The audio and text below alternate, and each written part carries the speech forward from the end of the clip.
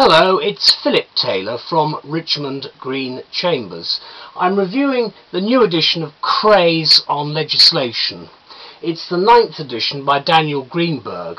The interesting thing about this edition, and I've put a written review on the internet, and I've called it Craies Justifies the Statutes 100 Years On.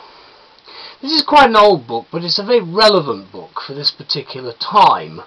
The distinguished Edwardian, W.F. Craies, launched the first edition of the book about 100 years ago, and it was founded on something called Hardcastle on Statutory Law, which Lord Browne-Wilkinson, in his excellent commentary, says it's been with us from the beginning of English law, and although the emphasis of judgments varies over the years, give or take a little, the basic principles remain much the same, and that is of course true.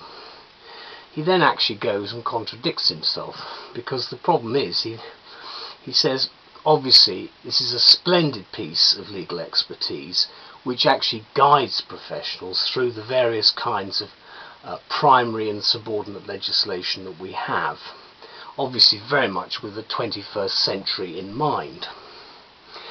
This is one of the reasons why it made Lord Browne-Wilkinson recant fairly swiftly, because obviously the problem we have is the making and constructing of legislation has fundamentally altered in about the last 30 years, and so therefore the new edition of Craies sets us on the best path, in my view, for the future. It's effectively an essential work for all those who are involved in the legal and the political processes. I should imagine the House of Lords would be interested at the present time, because what it does is it provides a practical guide in 32 chapters split into 5 particular parts with a judgment extract which is useful. And what it does, it gives an understanding and an application to legislation of all kinds. In addition to that, it gives a very practical series of pieces of information about the legislative process itself, which would be great use for, obviously, for students, undergraduates and so on.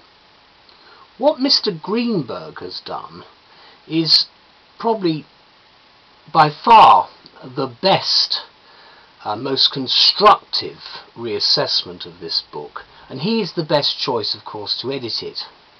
He's got a distinguished background as a parliamentary draftsman at the office of the Parliamentary Council, and he's deployed the sort of skills we need here, because what we find, obviously from his work on Stroud, is the same sort of brilliant detail which in fact we've come to expect. Now, I'm not going to go into a lot of detail about the book because it's actually quite a heavy book. There's a lot of useful contemporary guidance in it, which I've set out in some detail in the written reviews. What I'd like to say is that Greenberg's formidable task in explaining where we are today has been a great success. He's been able to explain what we have with modern legislation and how it's being executed with a masterly command of the subject matter throughout. And as Lord Browne-Wilkinson has said in complimenting the book, he comments that it's been written by a man with a profound and perspicacious knowledge of his subject, and that it will be indispensable.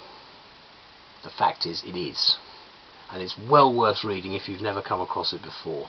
It's published by THOMSON, and I certainly find it of great use myself in trying to understand what some of the parliamentarians have got up to with the legislative process.